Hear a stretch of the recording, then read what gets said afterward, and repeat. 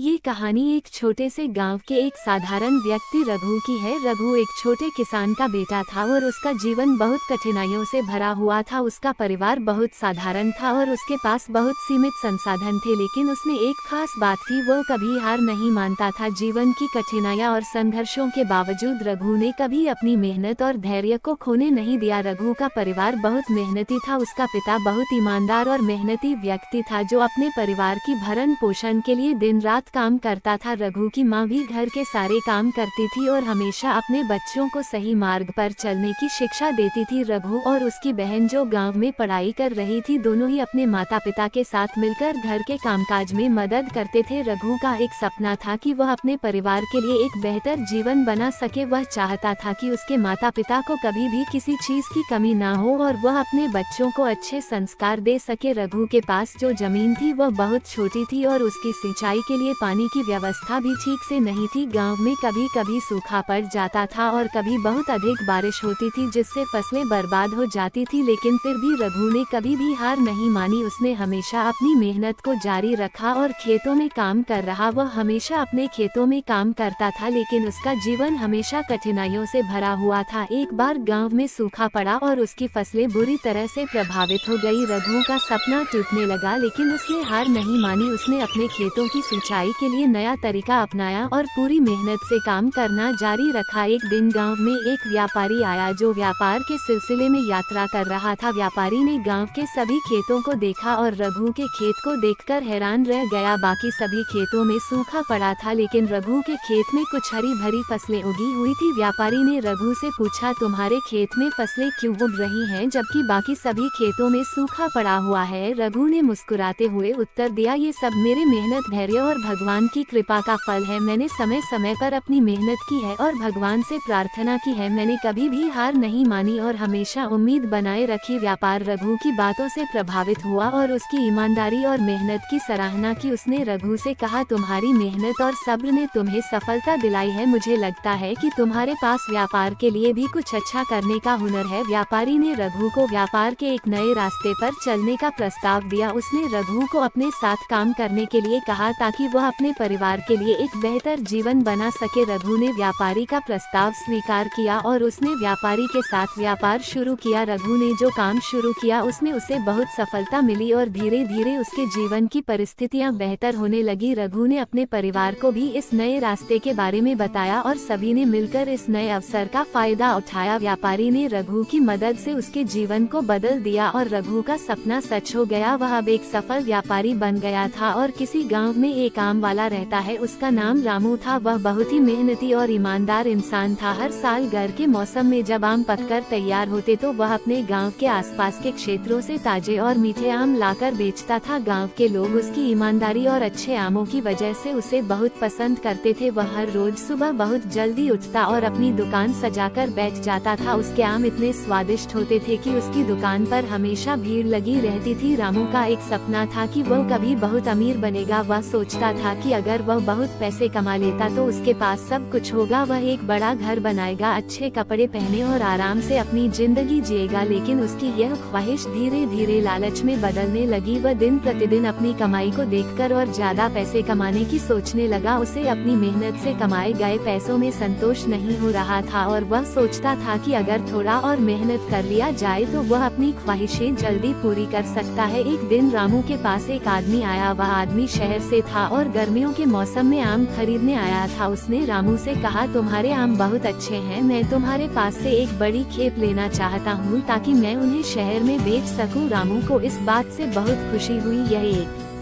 बड़ा मौका था उसके लिए, लेकिन उसे ये भी ख्याल आया कि अगर वह आमों को महंगे दाम पर बेचे तो वह ज्यादा पैसे कमा सकता था। रामू ने आदमी से कहा, मैं तुम्हें आम थोड़ा महंगे दाम पर दूंगा क्योंकि मेरे आम बहुत अच्छे और ताजे होते हैं। आदमी ने थोड़ा सोचकर हामी भर दी और उसने रामू से बहुत सारे आम खरीद लिए। रामू ने उसकी बातों में आकर आमों को महंगे दाम पर बेचा और आदमी को उसी दिन के लिए आम दे दिए। रामू बहुत खुश था कि उसने इस बड़े सौदे से बहुत पैसे कमाए थे। वह सोचने लगा कि अब वह जल्दी जल्दी ही अमीर बन जाएगा। लेकिन अगले दिन जब आदमी रामू के आम बेचने के लिए शहर गया तो उसे कोई खरीदार नहीं मिला। आम इतने महंगे थे कि कोई भी उन्हें खरीदने के लिए तैयार नहीं था। वह आदमी बहुत परेशान हो गया। उसने रामू से संपर्क किया और कहा, तुमने मुझे आम बहुत महंगे दाम पर बेचे, वे कोई भी नहीं खरीद रहे हैं, मैं उन्हें वापस तुम्हारे पास लाकर बेचता हूँ। रामू को अपनी गलती का एहसास हुआ। वह समझ गया कि लालच में आकर उसने गलत काम किया। वह आदमी वापस आकर उसे आम लौटा लाया। अब रामू के पास बहुत सारे आम पड़े थे जो कोई भी नहीं खरीद रहा था। वह बहुत चिंतित था क्योंकि उसे पता था कि वह जो भी काम कर रहा था वह उसे परेशान कर देगा और किसी भी हालत में फायदा नहीं होगा। फिर एक दिन रामू को एक और ग्राहक मिला जो बहुत ही सरल और ईमानदार व्यक्ति था। वो व्यक्ति रामू से कहता है, तुम्हारे आम बहुत अच्छे हैं लेकिन मुझे नहीं लगता कि इतने महंगे दामों पर वे किसी को मिल पाएंगे। क्या तुम मुझे सही कीमत पर आम दे सकते हो? रामू को उसकी बात सुनकर थोड़ी शर्म महसूस हुई। उसने सोचा मुझे लालच करने की बजाय उसे उचित मूल्य पर आम देने चाहिए। इस बार उसने आमों की सही कीमत रखी और आदमी को अच्छे दामों पर आम दिए। आदमी खुश होकर वापस चला गया। अगले कुछ दिनों में रामू ने कई ग्राहकों को अच्छे दामों पर आम बेचे और वह खुश था कि उसने अपने लालच पर काबू पाया। रामू को ये समझ में आया कि अधिक पैसे कमाने के लिए लालच करना कोई अच्छा तरीका नहीं है। सही मूल्य पर बेचे गए सामान से ही व्यक्ति का मन संतुष्ट रहता है। वह अब जान गया था कि ईमानदारी और मेहनत से ही सफलता मिलती है, न कि लालच और धोखाधड़ी से। कई दिनों बाद रामू ने अपने पुराने तरीके को फिर से अपनाया और उसके व्यापार में धीरे धीरे सुधार हुआ। वह फिर से अपने ग्राहकों के साथ अच्छे रिश्ते बनाने में सफल रहा और उसका का नाम पूरे गांव में एक ईमानदार व्यापारी के रूप में फैल गया। अब वह संतुष्ट था क्योंकि उसने अपनी मेहनत से और सही तरीके से पैसे कमाने का तरीका खोज लिया था। ऐसा कहानी वीडियो देखने के लिए लाइक सब्सक्राइब करें।